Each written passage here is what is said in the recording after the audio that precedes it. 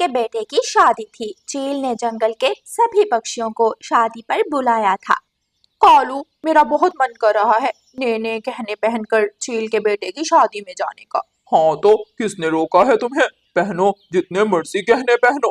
तुमने तो मेरे पास कोई चीज छोड़ी ही नहीं, सब गहने बेच दिए और अब कह रहे हो पहनो। तो गोरी, तुम अपनी किसी सहेली से मांग लो। वैसे भी शादी में कौन सा चील दी ने पूछना है कि ये गहने किसके हैं।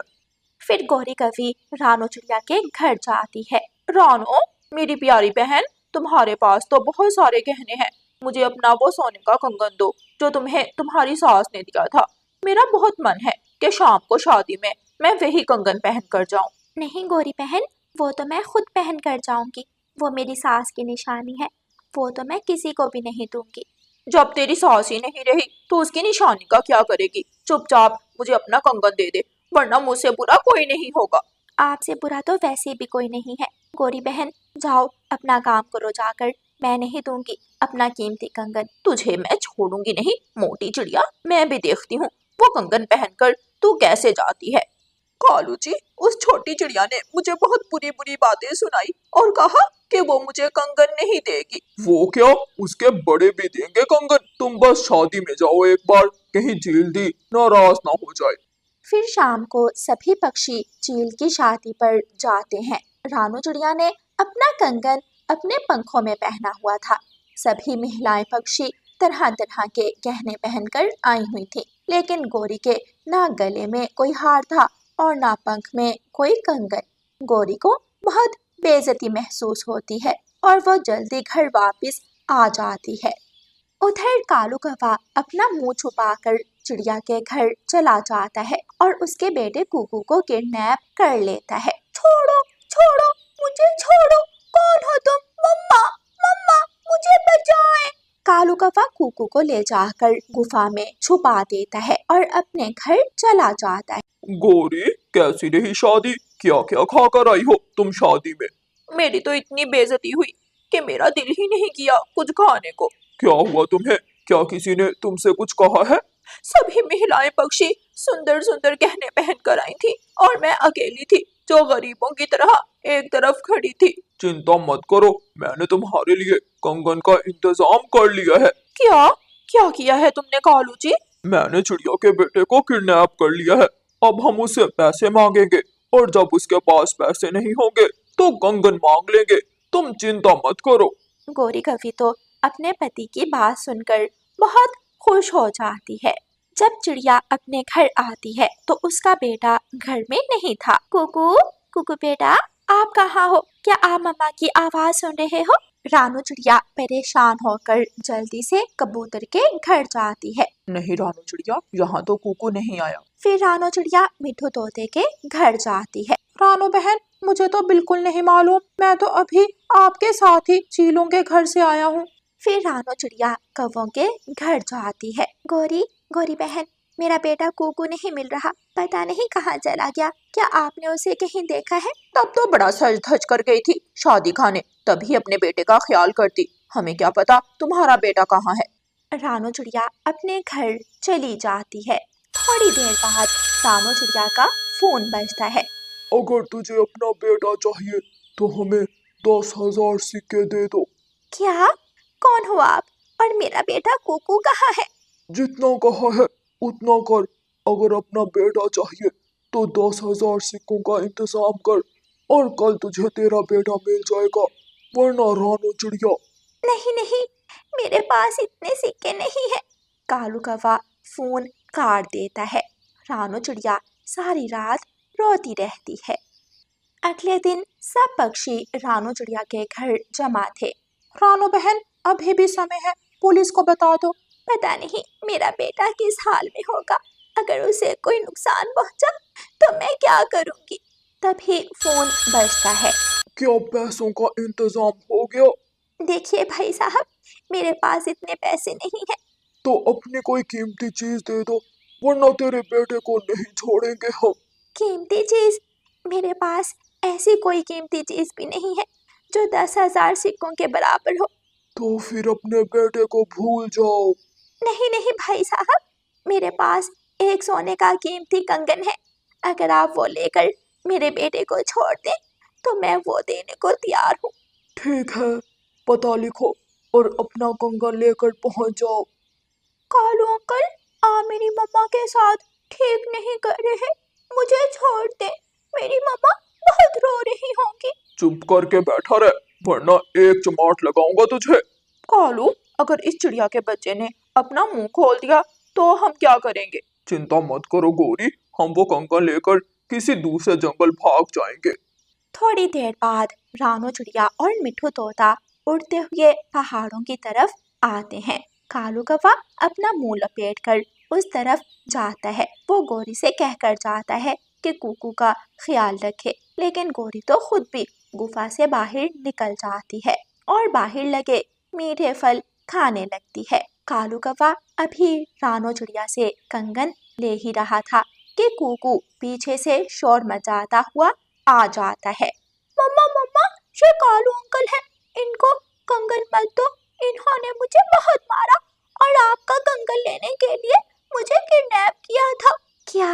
मैं सोच भी नहीं सकती थी कि तुम दुष्ट कौवे घटियापन में इतने आगे निकल जाओगे। रानो चिड़िया, ये पत्थर उठाकर ही इस कालू कौवे के सर में मारो। रानो चिड़िया और मिठू तोता काफी सारे पत्थर उठाकर कौवे पर फेंकते हैं और उसे घायल करके खुद वहां से भाग जाते हैं। प्यारे दोस्तों, इस कहानी को लाइक, अपने दोस्तों के साथ शेयर और चैनल को सब्सक्राइब करना बिल्कुल मत भूलना। आपका धन्यवाद। रानो चिड़िया की ऐसी कहानियाँ सुनने के लिए YouTube सर्च बार में रानो चिड़िया की कहानी लिखें या फिर ये बटन दबाकर बोलकर कहें रानो चिड़िया की कहानी। सभी पक्षी नदी किनारे ठंडी हवा का मजा ले रहे थे। इतने में मौसम का हाल बताने वाला पक्षी आता है। सुनो सुनो सुनो, सुंदरपुर के पक्षियों सुनो, अगला पूरा हफ्ता आपके जंगल में बारिशें होंगी। मौसम बताने वाला पक्षी मौसम का हाल बताकर चला जाता है। हमने तो मजबूत घर भी नहीं बनाए, ना जाने कैसी होंगी ये बारिशें। हमारे छोटे छोटे बच्चे तो बीमार पड़ जाएंगे। हरियाली बहन, कह तो तुम ठीक रही हो, हमें कुछ तो करना होगा। दोस्तों, हमें आज ही सूखी लकड़ी तलाश करने जाना चाहिए। कालू कौवे को साथ ले जाते हैं, उसके होटल की लकड़ी बहुत मजबूत है, वो लकड़ी के बारे में ज्यादा जानकारी रखता है।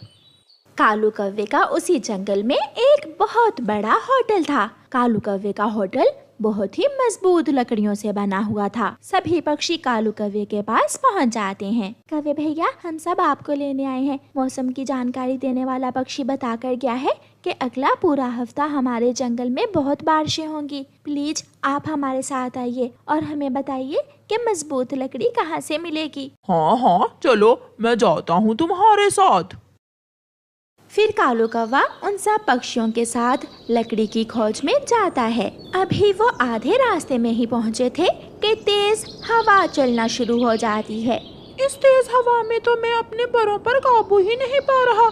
हमें वापस चलना चाहिए, वरना कोई नुकसान भी हो सकता है। हाँ, हमें वापस चले जाना चाहिए। हमारे बच्चे भी घर में अकेले हैं, वो डर रहे होंगे। फिर सभी पक्षी वापस जाने का फैसला करते हैं। चिड़िया जब अपने घर आती है तो देखती है कि गुड़िया का रो रो कर बुरा हाल था और उनका घर टूट चुका था। मम्मा मम्मा मम्मा, देखो देखो, हमारा घर टूट गया। अब हम ऐसी तेज हवा में कहाँ जाएंगे?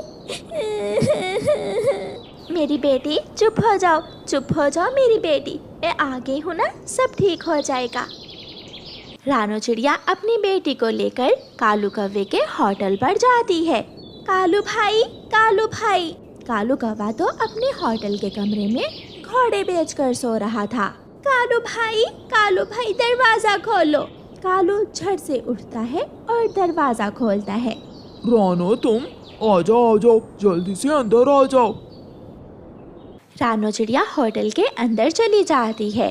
रानो, सब ठीक तो है? इतनी तेज हवा में तुम यहाँ? कालू भैया, इस तूफान ने मेरा घर तोड़ दिया, इसलिए मैं आपके पास होटल का एक कमरा लेने आई हूँ। सारे कमरे ही खाली पड़े हैं, जो अच्छा लगे ले लो। क्यों? ऐसा क्यों है? आपके होटल के सारे कमरे क्यों खाली पड़े हैं? पता नहीं क्या वजह है। तभी चिड़िया होटल के कमरों के किराए की रेट लिस्ट देखती है। कालू भाई, आपके रेट बहुत ज़्यादा हैं, इसे ज़रा कम करो। अगर आप ऐसा करोगे तो जब तक पक्षियों के घर नहीं बन जाते वो आपके होटल में ही रहेंगे और आपको बहुत मुनाफा होगा। हाँ चिड़िया, बात तो तुम्हारी ठीक है, मैं ऐसा ही करता हूँ। फिर कालू कौवा रेट लिस्ट बदल देता है और कमरों का किराया बहुत कम कर देता है। इस तरह सभी पक्षी कम रेट देखकर कालू कौवे के होटल में रहने के लिए आ जाते हैं। रात होने के साथ ही बारिश भी शुरू हो जाती है। उसी रात दूसरे जंगल से 2 चोर उल्लू उस जंगल में आते हैं। बड़े भाई, ये क्या, सारे घर तो खाली हैं, हमारा काम तो और आसान हो गया। समेट लो, सब कुछ समेट लो, कुछ मत छोड़ना। वो चोर उल्लू सभी पक्षियों के घरों से कीमती चीजें चुराकर भाग जाते हैं। अगले दिन जब बारिश रुकती है तो पक्षी अपने घरों को देखने के लिए आते हैं। ये क्या हो गया, हम तो लुट गए, बर्बाद हो गए, हमारा सब कुछ चोर चोरी करके ले गया। सभी पक्षी मिलकर राजा चील के पास जाते हैं। जाओ सिपाहियों, जंगल का चप्पा चप्पा छान मारो। दूसरी तरफ जब चोर उल्लू चोरी करके अपने घर जाते हैं तो उनके घर तो टूट चुके थे। बड़े भाई, हमें जल्द से जल्द किसी सुरक्षित जगह जाना होगा, वरना राजा चील हमें छोड़ेगा नहीं। मैं एक होटल जानता हूँ, हमेशा खाली ही रहता है, क्यों ना हम वहाँ चले जाएं। फिर वो दोनों चोर उल्लू कालू कौवे के होटल में आ जाते हैं। कालू कौवा दरवाजा खोलता है। चुपचाप अंदर आने दो, वरना हम तुम्हें जान से मार देंगे। हम यहाँ सिर्फ एक रात रुकेंगे, सुबह होते ही चले जाएंगे। कालू कौवा उन्हें पहचान लेता है कि वो तो चोर उल्लू हैं। हाँ हाँ उल्लू जी, आप जब तक चाहें मेरे होटल में रह सकते हैं। चोर उल्लू जैसे ही कमरे में जाते हैं तो कालू कौवा बाहर से दरवाजे की कुंडी लगा देता है और चील राजा और बाकी पक्षियों को बुलाता है। चील राजा कालू कौवे से बहुत खुश होता है। शाबाश कौवे, तूने तो बहुत बड़ा काम किया है, तुम्हें इसका बहुत बड़ा इनाम मिलेगा। चील राजा, हमने कोई चोरी नहीं की। पक्षी अपने सामान को पहचान लेते हैं और अपना अपना सामान वापस ले लेते हैं। चील राजा दोनों चोर उल्लुओं को जेल में डाल देता है और कालू कौवे को इनाम देता है।